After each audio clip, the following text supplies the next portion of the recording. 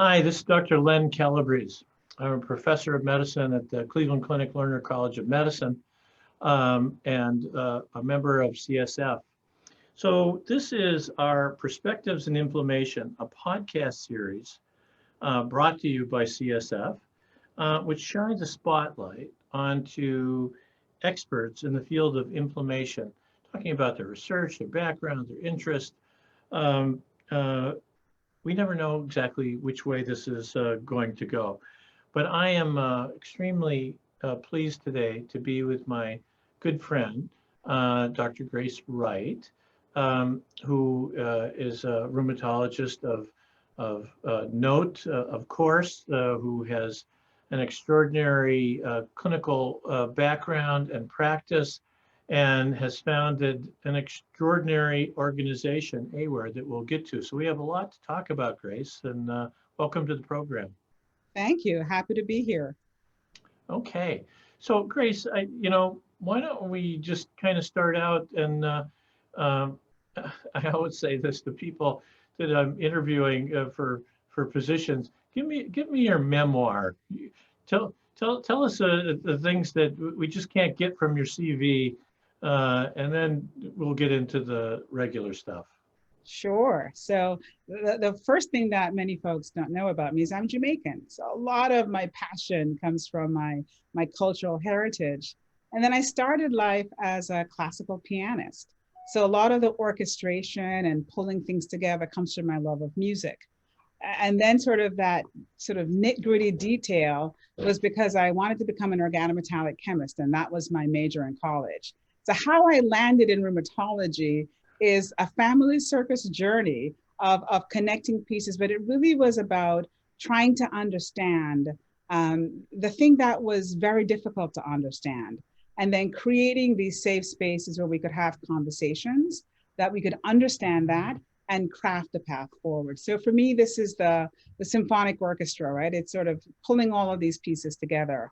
And I left all of that out of the CV, by the way. So you're the first Well, up. that is truly a memoir. Most people say, "Well, what's a memoir?" It's not the 800-page book. It's just the 2-page thing. So, classical music, organic metallochemistry, whatever that was, Right. and now rheumatology. So then your academic trajectory from there.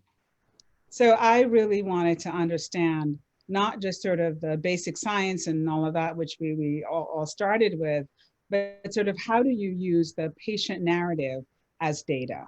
How do you extract information from a conversation? So a lot of what I did, even starting in training, and then, sort of pull through to not just looking at, CDIs and all of that sort of stuff, but how do I understand the patient experience and look at changes in outcomes based on that experience? Is there a difference across a man versus a woman as defined at birth? Are there differences in categories that are influenced by culture? And so really sort of driving across the spectrum, whether you're talking about SPA or RA or OA, what are the things that drive outcomes and what are the things that drive differences from my perspective and from you, the patient's perspective? Tell us a little bit about your training. So I did an MD PhD at NYU School of Medicine. I went from the Upper West Side at Columbia down to the Midtown East Side, and really focused from the very beginning on signal transduction, looking at calcium. And it was first an idea that calcium is part of the signaling pathway. And then to MAP kinase, and that was sort of the big thing, having shifted through TNFs and really sort of nitty-gritty in that sort of bench research, and then moving into the patient metrics, more of the clinical research, and looking at outcomes in response to therapies. So really sort of moving along that spectrum. Who are your biggest influences there? It's such a storied program. Well, so I trained Dr. Jerry Weissman, who many of us know well, was was in charge at the time that I was there, and so I was in a lab right next door. Really, lots of interactions there that formulated my world in rheumatology. But prior to that, Peter Elsbach was my PhD mentor, and Peter was the one who really sort of instilled in me this idea of creative energy, not just knowledge, but being creative in how you utilized and formulated that knowledge, so that it's not the person who just sort of interprets the data, it's a person who can create the design to create the data. And always striving to be that person. And that translates whether it's looking at phospholipase A2 and doing various, mutations of that or extractions, and looking at snake phospholipase venom extracts, all the way to looking at patients. It's just a different substrate. But how do you design so that you can get information that's useful? So on both ends, I think there is lots of influence in how I think, and ultimately sort of who I've become. That's terrific, and those installation of creativity has clearly shown for you. So you have an interesting practice and very cutting edge, and you've been at the forefront of so many drugs coming to market. Describe to all of us, how you operate and, what your scope is. So, it starts off with having a 30-hour day, right? That's what I always say. There's not enough hours in the day to do all that we need to do. But one of the things I really felt strongly from the beginning, so this is now 25 plus years ago, is that the team was stronger than the one. So even before I came out, when managed care just hit the US market, that it was better to have a collaborative approach within the office, as well as extending to all of the other specialists that we interface with. So I created, within my practice, the ability to have a cardiologist, a pulmonologist, infectious disease, GI, so that that patient was looked at from a very holistic perspective, so that I always talked about cardiovascular consequences of inflammation. It just didn't make sense that there wouldn't be. And so we've really sort of crafted that. So we have patients coming in, we have nursing capacity, imaging capacity, and all of the things. So it's a one-stop point of service.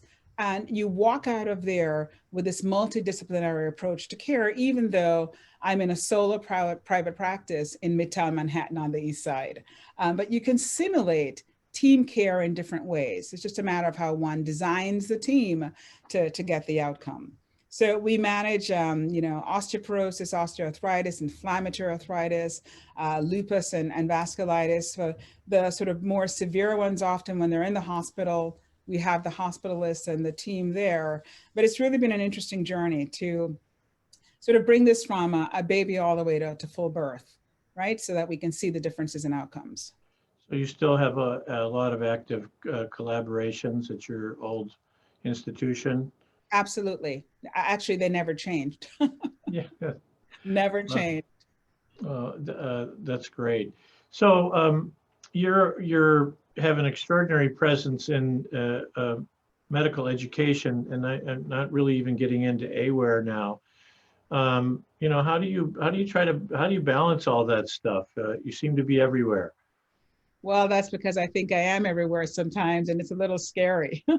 But I think, again, one of my passions is the narrative. So we talk about the patient narrative, the data that you get from narratives. But there's also the way that we learn. And we're storytellers, and we're recipients of stories. So when I saw that, education was sort of delivered in this very sort of segmented, siloed fashion, which was made even worse, I think, by the fact that now all of our data is structured fields, it really sort of pushed me even more to do my part to change education to a story. Because you remember the beginning, the middle, and the end, and we sort of can pocket away these pieces of data when it's embedded in a story. I can tell you the story of the patient who was 25 years old dying of HIV, who I coded as an intern, because that was a story that sort of was emblazoned on me. So I became really sort of involved in creating narratives and educating through stories. And then that just went across to looking at cultural differences in stories. If I'm creating a story in Brazil, is it the same story that I'm doing in Bangladesh? No, it's not, because the metaphors are different. The reference points are different. It has nothing to do with educational levels. It has to do with the stories that we all live by. And so that became, for me, sort of this other passion that was akin to what we do with patients, but it's really how we insert data and information into ourselves. And then it just sort of goes from there. So I haven't answered how I manage it. I just tell you what I do. You very carefully have not answered that. For all of you that are listening to this, I want to emphasize to you um, how amazing Grace is as an individual in all capacities, as a doctor, as an organizer, as a teacher, researcher, etc. But the thing that has struck me more than anything has been the organization that she has founded, the Association of Women in Rheumatology. It's really been a sea change for our profession. You know, I'm an old guy, and when I started in rheumatology, it was by old guys. And, as I look now, the training demographics have changed dramatically. We are now shifted to female predominance, and these women, including people like my daughter, um, are deserving of their own distinction based upon their own merit. They need a place to project their voice. Um, and so tell us about the birth of AWIR. What were you thinking, and how did this come about? Well, Len, I think it started probably in second grade as the only sister with two brothers, and sort of always understanding that you had to have a voice. It wasn't okay to allow somebody else to be your voice. So fast forward that through to, entering into a scientific community and realizing I was always the only one.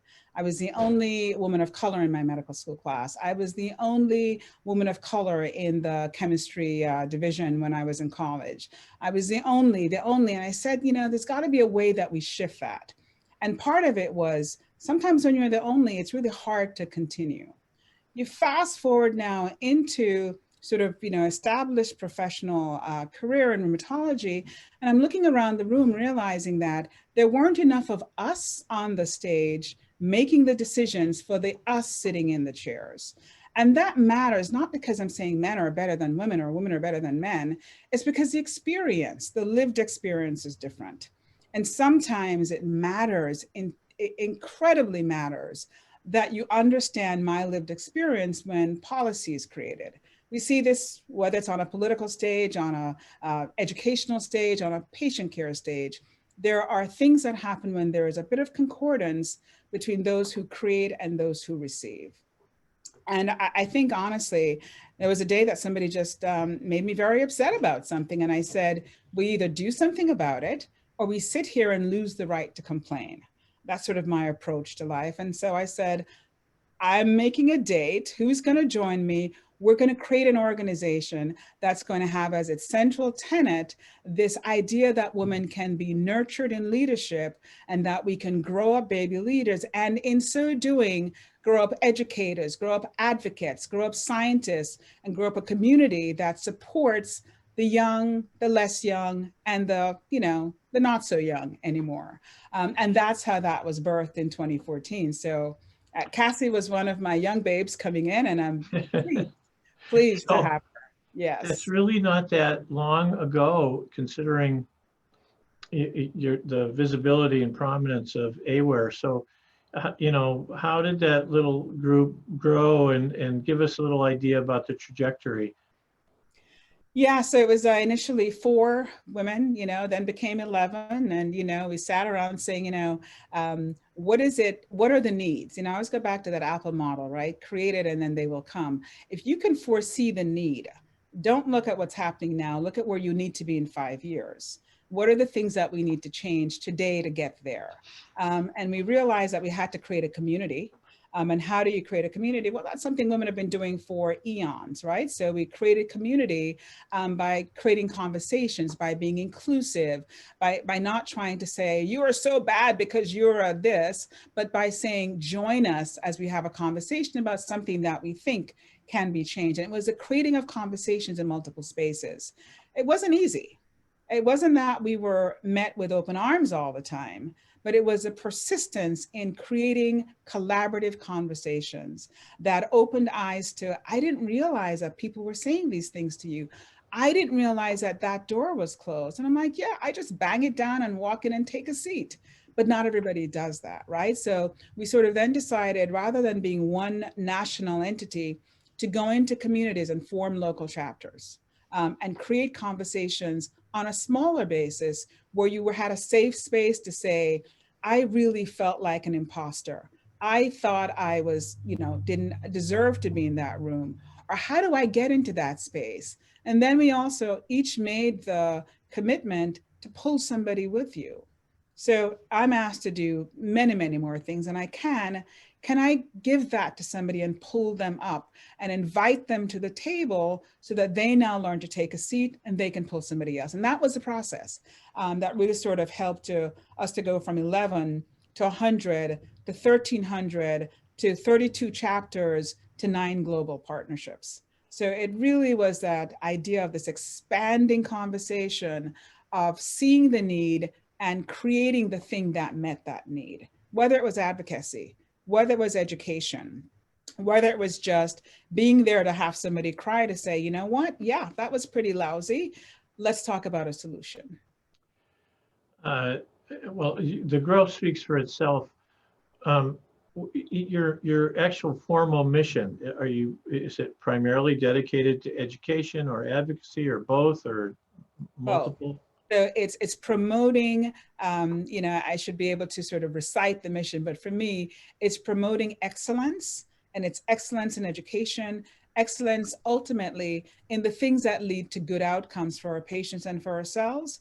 Because as I always say, happy mom, happy child, happy doctor, happy patient, right? So if I can promote wellness in the physician, then that physician can promote wellness in their patients. So advocacy matters, scientific excellence matters, education matters, and having a collaborative community.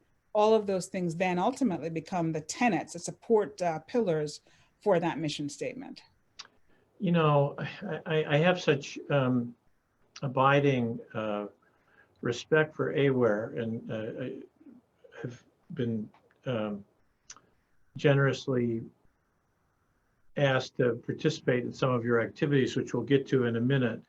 But there's so many dimensions to this. I was on. They have a great Twitter site, so you want to follow them on Twitter for sure. When you look at these academic meetings, despite the demographics in rheumatology, still often grossly dominated by men. And that has to change, and it is changing. And I just actually tweeted yesterday that my 9th biologic summit is over 18 years. I said we made a promise that we would have equal gender distribution in this meeting, and my 3 partners, which are Elaine Husney, Carol Langford, and Cassie. We're making that policy. So heavily influenced by examples such as AWIR. Tell everybody about your fabulous meeting, and I mean it's so diverse. It's diverse in every which way, but content and the social aspects and the educational initiatives. Tell them. Yes. Yeah, the last thing I wanted to do was to recreate that which was already done. Where's a creative genius in that, right? So we said, what are the needs, right? So we need to, number one, remove barriers. I need to have the young person and the old person be able to get together. I need to have people coming from different segments within medicine, whether you're coming from research and development, medical education, medical affairs, clinical care, academia, to be in the same space and to feel that you had an equal right to be in that space. So the other part of this was, we don't just live as people in our heads. We have to live within the limits of the law. We have to understand all the advocacy issues that impede our ability to deliver care. So we created a meeting that gave you morsels of all of these things. So yes, we start off with a fabulous immunology boot camp, and Len has been my co-chair with this for some time, in which we dive deep. I mean, that's my science must, right? But it's clinically anchored so that we keep tethered science and clinical medicine. But then we have our, what we call our AWIR Law School. There's always something new from a legal perspective. We are not lawyers. There are a few of us who are, and a shout out to them, but many of us don't understand many of the legal ramifications behind that. So we do that, and that's part of our practice development. We also then go into creative workshops where, because we're sort of, pulling out that creativity, you're able to take that and use that, whether it's in writing, whether it's in burnout, whether it's in stress management, whatever you need to do, and apply that to your life as both a patient and a provider. And then we have all of the connectivities, whether it's a walk on the beach, greeting the sunrise, which to me is just, it's medicine for the soul. And it's that connectivity that is so great, in which you can sort of run into anybody and really have that time. And we intentionally craft times where we're forced to connect and just be humans. And then we can go and talk about deep science. And then we can go and talk about the latest breakthrough. But it's this intertwining of all parts of me. I say, I have a brain. I love to cook. I love to walk. I enjoy a nicely crafted beverage. I love to just sit and get into somebody's brain. There are all of these things that I love to do. So let's create a meeting that does all of that.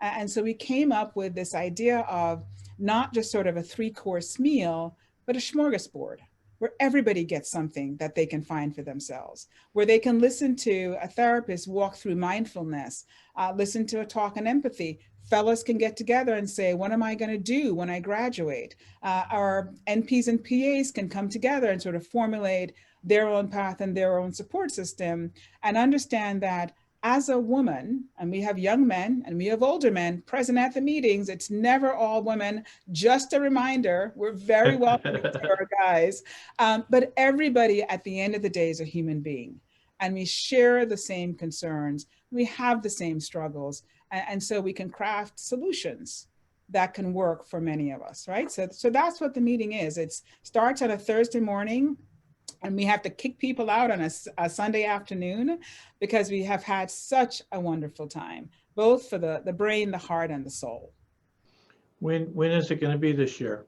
It's going to be August 12th through the 15th, always Thursday through Sunday. So the middle of August, we're trying to get people in and out before the schools start in one, and maybe just after it started in the others. But it's always in Hilton Head so far, Sonesta Hotel. And it's a really sort of nice, small, intimate community, so that we're able to sort of just take over the space.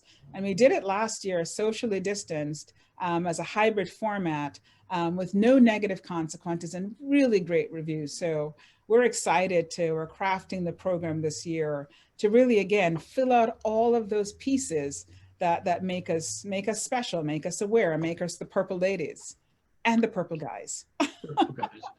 So, for all of you that just heard this, and Grace is making this sound incredibly cool and very inviting. And all I can tell you is that she hasn't even done it justice. So this is true. I have a mantra that, in my time, my extra time where I engage in travel or this, I won't go anywhere or be around anybody that I don't really like. I've way past that stage. I love AWIR as a group. I love the people, and this is one of the most fun meetings that occurs anywhere. So I'm giving you a big shout out there. Thanks, Grace. Ben. We'll take it. Yeah, absolutely. Because learning can be fun. Absolutely. Yeah, where else can you go? Talk about interferon and meditation all at the same time. It's just great. And meditate. And meditate, right? Yeah. Well, this has been fabulous, and I'm thrilled to be able to talk to you in this forum, to put it on this stage, And I want to, again, congratulate you on everything about your career and AWIR. And I look forward to seeing you in Hilton Head, and want to thank you for being on the show. Thanks for having me, Len. It was a real pleasure. So I want to welcome everyone back to CSF. Come to the website. We have an incredible number of programs. There are a number of other shows in this series talking to world leaders in rheumatology. And we have a number of different webcasts coming up in the spring. They'll be focusing on COVID, biology, and what this means to rheumatology and beyond. So thanks for joining us.